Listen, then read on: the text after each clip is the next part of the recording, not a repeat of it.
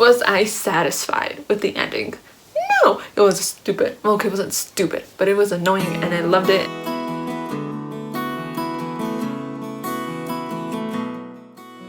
Hello, my fellow book nerds. In this video, we are gonna conclude the inheritance cycle. I'm finally gonna do the final review on the inheritance book, and this book was amazing. It's probably like the longest one out of all of them. It took me about, I don't know how long it took me to read. I just remember diving into it and not even counting, but it was great. So let's dive into this book review. But before, please like this video, subscribe, and hit the notification bell down below, and let me know in the comments what books you would like for me to review. I just read the Harry Potter books. I'm not sure if I want to review those. Those are amazing books, but we'll see. But let me know what books you want me to review or read for the new year. I am starting to compile books for the new year and what kind of books I want to read. I'm trying to set myself some goals, so we'll see. But let me know down below in the comments, and I will gladly take them into consideration. So let's dive right into this book review. Okay, so starting off with the story of the book.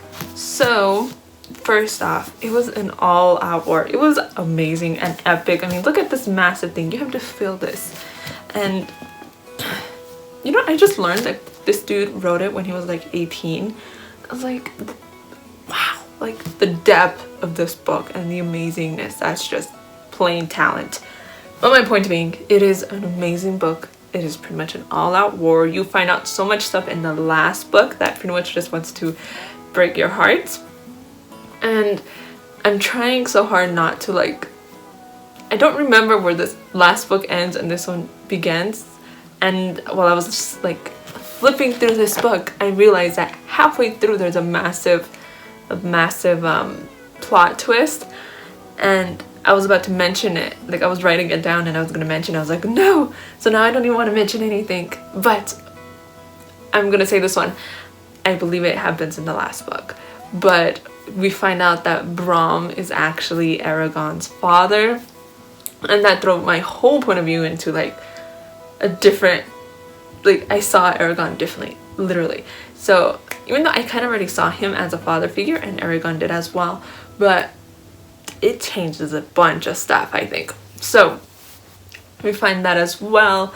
Eragon goes on this like mini little side trip trying to figure out a different way or new way to defeat Galbatorix. At least that's how I think you say his name.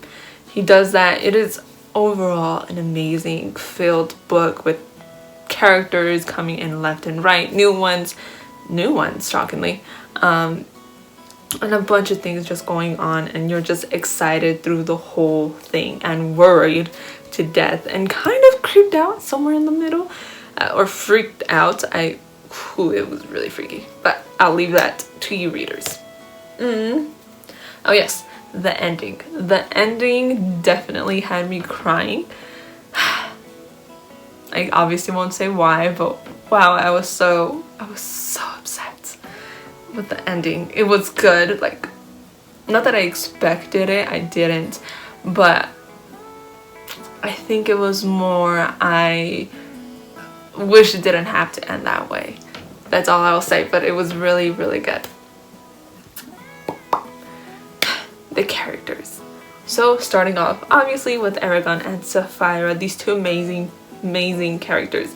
Like, you started off with them as one a hatchling, that was Saphira, and then Eragon was a farm boy and a hunter, and then they come together and they have to run away, and they're pretty much still their children, and how they act, they have very emotional, they react emotionally a lot in the first books, but now he's pretty much was forced to grow up throughout all these books, and in this book you see a different Eragon who is grown up, who is still figuring out how to grow up as well, and trying to figure out how to, well, not lead, but he's pretty much a guide and the only hope for taking over and killing Galbatorix.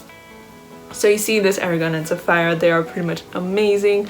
Like, Murtagh as well is insane. Like, he is just pretty much the side of Eragon, but like the evil side. It's so cool. So Aragon and Sapphire are pretty much amazing, and there is that side trip that they take that is pretty much amazing as well. With that, they have to lead the Varden. They lead the Varden through battle after battle after battle, and it's quite tiring, I would say, especially for Aragon, because Sapphira is a dragon. She has so much more energy. But overall, I think their character does develop a lot, and by the end, it's kind of amazing what he becomes. Okay, next character is Naswanda. At least I believe that's how you say her name. If it's not, let me know down below. I love her so much. Like, just who she becomes, like, through the books. Because, like, you meet her in the first book, and you're, honestly, I thought she was stuck up. Like, when I first met her in that book, I was just like, I'm not gonna like you, and I'm pretty sure you're evil. That was my first thought. But as through the books, she grows, you get to know her more, and she becomes amazing. Just awesome. And in this book, the poor thing goes through so much, which I do not want to say, but yes, she is still guiding the Varden in this book. In the last book, I believe they had just one last massive battle, and now they're still going through a ton. And she is a very good leader, because she is accepting and trying to make each race equal. Like, there's the war cats, I believe. They join the Varden as well, so same as what are those things called? I forgot their names. But all of them, they try to, even though they're very, very different, she still tries to bring them together to face this one enemy that they all have. So she does amazingly well at that. She's good at politics and, you know, being a leader. She's amazing. She does go through a lot, and I won't tell you why, but I feel so bad for her, and like my heart just went out to her during the book. But I will say one little thing is that she does end up falling in love, and I think it was a very interesting form of way to fall in love. Like, whoa, like, it's really good, and I'm glad she did, though I can't say more, because if not, I'm just gonna give it away, and I don't want to do that. The next one is Roran. That man, also same thing, he has grown a lot through these books. He has led his people through a ton of stuff already, and now they're fighting for the Varden. But he is a great leader, he is, but he has to prove himself in this book, because yes, he guided his people, but Naswanda doesn't really know how he is, how he works, and all that. So in this book, he has to prove himself to Naswanda, and as well as the whole Varden and everyone else in that. Because if you're gonna be a leader, you have to gain the respect and trust from all the people that you want to lead. So he has to do that in this book, and right away in the first few pages, it sounds, I can say, because it changes right away. It sounds like he's dying, or he died, but he doesn't, obviously, because he can't die in these books. But overall, it is quite amazing how he turns out in the end. So I love him, and I think he is an amazing character. And well, he gets married, I believe in the last book he gets married, so it is pretty amazing. Finally, we meet Galbatorix. Like, through this whole series, you're just like, when's he gonna pop up? Like, when? Like, I was like, the whole book is pointed towards this evil human being, and you're just like, pues donde está? Where is he? You just hear pretty much his name echoed through all the other characters. You don't hear him, you don't see him. And finally in this book he does, and you see his cruelty. I think that's what the writer had in mind, that if he just kind of popped up out of nowhere, you wouldn't really hate him, and you wouldn't understand why they had to do all this to finally destroy him.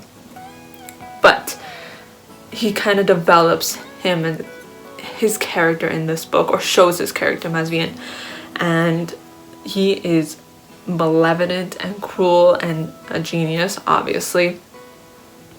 So he is a very good villain. Like, I was satisfied with him as a villain, and I was surprised because villains normally end up becoming very cliche, but he wasn't. He was very, very well written and overall pretty amazing and scary as hell. Like, he was, ooh, ugh. Yeah, if you read it, you'll understand. If you have read it, you'll definitely understand. Whew, just creepy. Obviously, with all books, the villain has to die or end, just end in a way, right? So the way he does, it was quite interesting. I wasn't expecting that, I would say. It was just overall fascinating. So I'll leave it at that, and when you read it, it would be interesting for you to tell me what you liked or what you thought about that. Okay, so my reaction to this book. Obviously, you guys know I love this book. It wasn't my favorite of all four. It's a pretty good possibility, just the ending really, really hurt me. So I don't know. Probably the third one was really good as well. But first thing is my favorite character. Obviously, still love Sapphira, but Naswanda, they're like, in this book, they're like battling for the first place because I just love her so much in this book. Sapphira as well, she is amazing, just who she is and who she becomes as well. It's overall great. Not sure between Naswanda and her, probably Naswanda in this book, but I still love both of them. I think they're great and they are amazing female characters in the book. Was I satisfied with the ending?